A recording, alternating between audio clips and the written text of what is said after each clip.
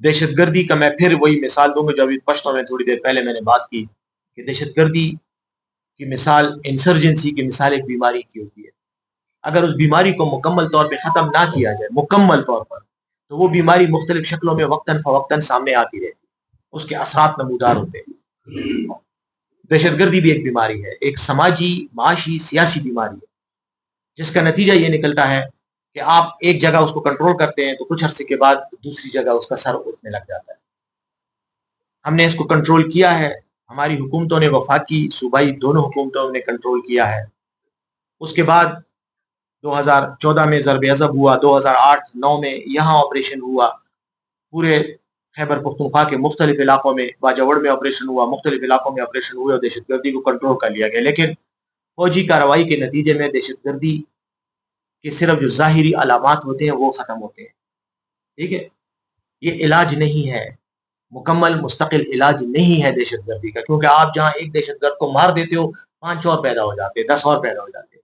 یہ کام over all جیسے میں نے کہا کہ یہ پولیٹیکل اور ایڈمنسٹریٹو مینجمنٹ کا ایشو ہے جس کے لیے صرف حکومت کو نہیں دیکھنا، عوام کو بھی دیکھنا ہوتا ہے. دیکھیں سوات کے عوام نے دہشت گردوں سے نفرت کا اظہار کیا تو تب یہاں پر آپریشن کامیاب ہوا. اگر سوات کے عوام دہشت گردی کے خلاف جنگ میں فوج کی اور اس وقت کی 2008-9 کی حکومت کا ساتھ نہ دیتے تو میرے خیال میں یہ دہشت گرد آج بھی ادھر اسی طرح دندناتے ہیں، اسی طرح واقعات بھی ہو رہے تھے.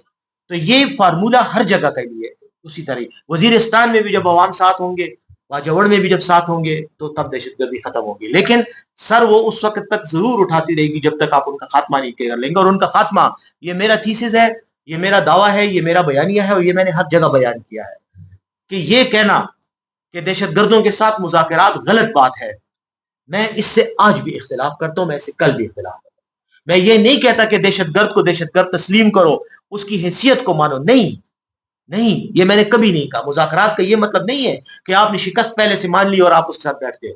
آپ اس کے ساتھ مذاکرات اس وجہ سے کرو کہ بھائی تمہیں اس جنگ کا کیا، تم حاصل کیا کرنا چاہتے ہو؟ کیا تم اسلام کے لیے جنگ لڑ رہے ہو؟ اسلام کی یہاں پہ کیا پرابلم ہے؟ امریکہ کے خلاف جنگ لڑتے وقت تمہارے پاس ایک جہادی اسلامی شرعی جواز تھا، اب کیا جواز ہے؟ پاکستان کے عوام تو سب، ہم تو سب مسلمان ہیں، ہم نے تو کسی نے بھی انکار نہیں کیا، ہمارا کمزور مسلمان ہے، اس میں کوئی شک نہیں ہے. لیکن آج بھی میں دعوے سے کہہ سکتا ہوں کہ پاکستان کے عوام اسلام کے جتنے وفادار ہیں اتنے آپ کے بڑے بڑے وہ جو چوغوں والے ہیں نا، لمبے لمبے جو ادھر مڈل ایسٹ میں رہتے ہیں، ان سے ہم زیادہ اسلام کے ساتھ وفادار بھی ہیں اور اسلام کو ہم مانتے بھی ہیں اور اسلام سے ہمیں محبت اور عقیدت بھی ہے. تو ہم تو ہمارے ساتھ کیوں جہاد کریں؟ دوسری بات، اگر تمہارا مسئلہ کوئی معاشی مسئلہ ہے کہ تمہارے پاس اور کوئی روزگار نہیں ہے اور تم نے یہ لڑائی روزگار کے لیے کر رہے ہو تو آؤ ہم تمہارے روزگار کے مسئلے حل کر دیتے ہیں. کاروبار، نوکریاں، یا جو بھی تم کر سکتے ہو، سکل، تمہارے بچوں کو ٹرین کرتے ہیں، ایجوکیٹ کرتے ہیں. تم نے ان کو افغانستان میں رکھا ہوا ہے، وہاں پر نہ ان کو تعلیم مل رہی ہے، نہ ان کو کوئی اور سکل مل رہی ہے. ہم ان کو وہاں پہ ہم ان کو ٹرین کرتے ہیں، آئیں تاکہ باعزت طریقے سے روزگار کمائیں اور معاشرے میں ایک باعزت مقام. ہاں، جنہوں نے یہاں پہ قتل کیے ہیں، جنہوں نے یہاں پر جرائم کیے ہیں، ان کے ساتھ پشتون روایات کے تحت ہم بیٹھیں گے. آج کم جرگے طریقہ بھی جرگے کا طریقہ ہے، وہ جنہوں نے خون بہایا ہے، جس پہ قتل کا الزام ہے، جس پر کوئی اور جرم کا الزام ہے، وہ اپنی وضاحت دے گا، اس کا طریقہ کار ہم طے کریں گے. اگر معافی ہو سکتی ہے، راضی نامہ ہو سکتا ہے، ٹھیک ہے، ورنہ ٹھیک ہے، پھر وہ لڑے ہمارے ساتھ. تو یہ ہمارا ایک طریقہ تھا، ہماری یہ سوچ تھی کہ ہم اس جنگ کو ختم کریں. باوجود اس میں کچھ سیاسی وجوہات تھیں اور کچھ اور وجوہات کی بنا پہ وہ جنگ ختم ہو گئی، وہ بات ختم ہو گئی اور جنگ دوبارہ شروع ہو گئی. تو اس وقت ہم حالت جنگ میں ہیں. ظاہر ہے ان کو جہاں موقع ملتا ہے وہ کرتے ہیں، لیکن آپ ایک چیز کو دیکھ رہے ہیں، اگر کوئی یہ کہتا ہے کہ دہشت گرد کامیاب ہو رہے ہیں تو دہشت گرد کامیاب نہیں ہو رہے. یہ اس کی میں آپ کو ایک وجہ بتاتا ہوں. وہ اس لیے کامیاب نہیں ہو رہے کہ یہ جو ٹارگٹ کلنگ کر رہے ہیں، یا آئی ای ڈی کسی موٹر سائیکل میں دھماکہ کر کے کسی کو مار دیا، کسی ٹریفک پولیس والے کو ٹریفک ڈیوٹی دیتے ہوئے شہید کر دیا، کسی کو گھر میں گولی مار دی، جس طرح یہ کر رہے ہیں، پولیس کو، سی ٹی ڈی کے اہلکاروں کو مار رہے ہیں. اس کا تو مطلب یہی ہے کہ تم آن دا ڈیفیٹ، آن دا رن ہو، بھاگ رہے ہو. کیونکہ اگر تمہارے اندر واقعی وہ کیپیبلٹی ہوتی تو تم فرنٹل لڑائی کرتے نا. فرنٹل لڑائی تو تم سے نہیں ہوئی.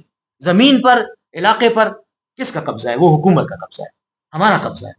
تو یہ چھپائی کے طور پہ چھپ کر تو آپ جتنے قتل پاکستان کے اس صوبے میں ہوتے ہیں، ہمارے اس صوبے میں، پورے صوبے میں اتنے قتل اجتماعی طور پر صرف نیو یارک میں ایک دن میں ہوتے ہیں. امریکہ جو نیو یارک جو سب سے بڑا شہر اور امریکہ جو دنیا کا سپر پاور اپنے آپ کو کہتا ہے، اس ایک شہر میں جتنے جرائم ہوتے ہیں اتنے ہمارے پورے صوبے میں نہیں ہوتے. تو آپ کیسے کہہ سکتے ہو کہ ہم بھاگ رہے ہیں، ہم غلط ہیں، ہم کمزور ہیں؟ ہم کمزور نہیں ہیں، لیکن آپ کا اپنا بھائی اگر کسی وقت یا اپنا کزن جو ہے کسی وقت چھپا کر پستول لا کے آپ کو 10 گولی مار دے اور پھر آپ کو کہ نہیں دہشت گردوں نے قبضہ کرے، دہشت گردوں نے قبضہ نہیں کیا. جو تو ملتے ہیں، اگر دہشت گرد ایک پولیس والے کو مارتا ہے، ایک شہری کو مارتا ہے، تو پولیس اور فوج 10 کو مارتی ہے. تو لڑائی ہو رہی ہے، لیکن ہم یہ چاہتے ہیں کہ وہ بھی آئیں ہمارے ساتھ بیٹھیں اور ہم اس کو ایک باعزت طریقے سے قانون اور اسلام اور پشتون روایت کے مطابق اس مسئلے کو حل کریں. یہ تو ہمارا موقف پہلے تھا. اب آگے آتا ہوں آپ کی دوسری بات پہ.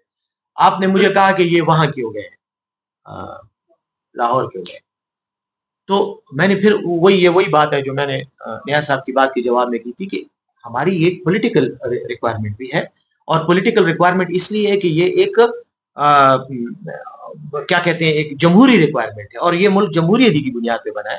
ہمارا یہ مطالبہ ہے کہ ہمارے لیڈر کو اور ہماری پارٹی کے خلاف جو کچھ ہو رہا ہے، اور دیکھیں اس کا صرف مطلب یہ نہیں ہے کہ یہ پی ٹی آئی کا فائدہ ہے، یہ اوور آل جمہوری پروسیس کا نقصان ہو رہا ہے. کیونکہ اگر پی ٹی آئی کو آپ دیوار سے لگائیں گے تو کیا ہوگا؟ پھر 26ویں ترمیم کی طرح آئینی ترامیم پاس ہوں گی، پھر سپریم کورٹ کا ریزرو سیٹس کا جو فیصلہ یہ آئے گا، پھر عوام کا جو حق ہے.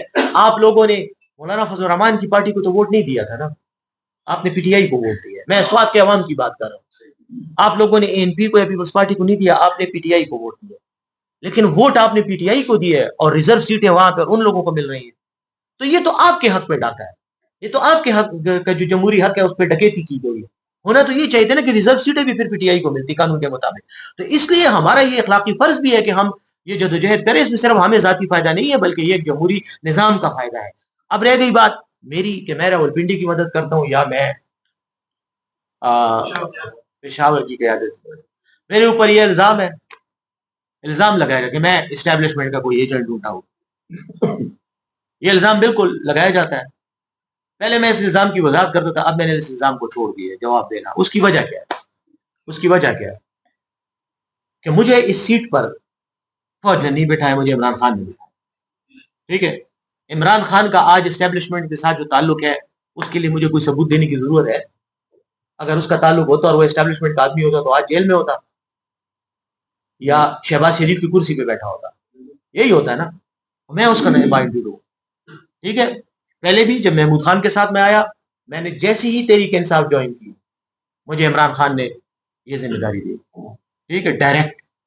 اس وقت عمران خان وزیر اعظم تھا. کیا وہ اتنا لا علم تھا کہ اس کو میرے بیک گراؤنڈ کا نہیں پتا تھا؟ میں آیا، میں نے ذمہ داری سنبھالی. 1.5 سال یا 2.25 سال میں نے محمود خان صاحب کے ساتھ یہ ذمہ داری سنبھالی. اس کے بعد حکومت ختم ہوئی. اگر میں اسٹیبلشمنٹ کا آدمی ہوتا تو میں اس وقت سوئچ کر جاتا، اور کئی ایسے لوگ جنہوں نے جا کے پریس کانفرنس کی ان کے ساتھ شامل ہوتا نا. آج شاید ہو سکتا ہے میں بھی کہیں سینیٹر ہوتا، یا ہمارے بعض لوگ جو وہاں جا کے شامل ہو گئے، اور آج کوئی سینٹ میں اور کوئی ایم پی اے اور کوئی وزیر بیٹھا ہوا ہے، ہاں ان کے ساتھ بیٹھا ہوتا. ادھر منگاور کے میں سکھاول پتے گھر میں تو نہیں، میں پارٹی کے ساتھ رہا. میرے خلاف ایف آئی آرز ہیں، اس وقت بھی تھیں. میں آپ کو آپ کے ٹی وی چینلز کی وہ کلپیں دکھا سکتا ہوں، وہ اخباری تراشے دکھا سکتا ہوں جو میں نے نہیں دی. وہ پریس ریلیز نہیں تھی میری طرف سے، رپورٹ ہوا تھا فیلڈ سے کہ میرے خلاف چھاپے بھی مارے گئے. اس وقت مجھے گرفتار کرنے کی کوشش بھی کی. اور آپ کو یہ بھی پتا ہے، آپ سب آج ناستے آغازادے والا ماتن الکاری وہی تاگیر اپنے خود وہ گورا ورتن میں جاگا ما نتا کو گیره تاسو گیره سره ته مانی ها نو به دا پکار داري چې هغه جوړ تصویر لګا چې وګي کیسه هغه ها تا ته یاد دي کنه زما خبرونه مستپ اخبار کې شایع کېدل او نور هم کول او د چا خلاف کو حکومت خلاف کو او حکومت د چاو ا د اسټابلیشمنت حکومت نو نور سړی څه چلو کی کعبه کې لاړ شمال ته کې دواو کما زمزم ولامبو بیا تاسو ته قسم وخورم او ضرورت راځي چې 50 قسم وخورم ما چې چا سوچ د کوي د لسره سوچونه کوي ولا خبره ننم د پنجاب پولیس زما خلاف شپږ اف آی آرونه درج کړي دي په ټي وي چینلو کې زما خلاف د عدالتونو د غمرازي چې بیرسټر صاحب کې وارنٹ جاری کر دیے گئے بیرسټر صاحب د اسلام آباد د ټیرریزم عدالتونو زما خلاف دغه کړي دي د اف آی آر کاپیانې په ریکارډ دی انټرنیټ باندې لاړ شي د تمخ ملو شي کني زه به سره شیر کوم. نو که زه د اسټابلیشمنټ داسې دلال وې اټاوټ وې نو ما باندې به دا نه کېدل. بل بیا پاتې شو دا خبره د عمران خان نه ړوند دی نه کوڼ دی او نه داسې لا علم دی چې دې نه خبر نه دی زما په دې خلکو کې څوک دی اسټابلیشمنټ او څوک نه دی. تاسو ته پته ده زه ورسره ملاوېږم. ما باندې دا الزام دی چې زه د اسټابلیشمنټ په وجه باندې هغه سره ملاوېږم. یاره زه نو د اسټابلیشمنټ خو مات دروازه خو لو کې جیل ته به مې دننه کي که نه نو د هغه ملاقات خو هغه سره د هغه په منځ کېږي که نه. که په هغه ما باندې اعتماد نه یا ما نه غواړي دا ډېر په اسانه دا ویلی شي چې زه د سره ملاقات نه کول غواړم ختم. هغه ما ته په خپله وایي بل زر راشه بیا. اوس هم ما درخواست کړی چې زه ورسره ملاوېږم ما پرېږدی. بله دویمه خبره مړه اردو کې به اوس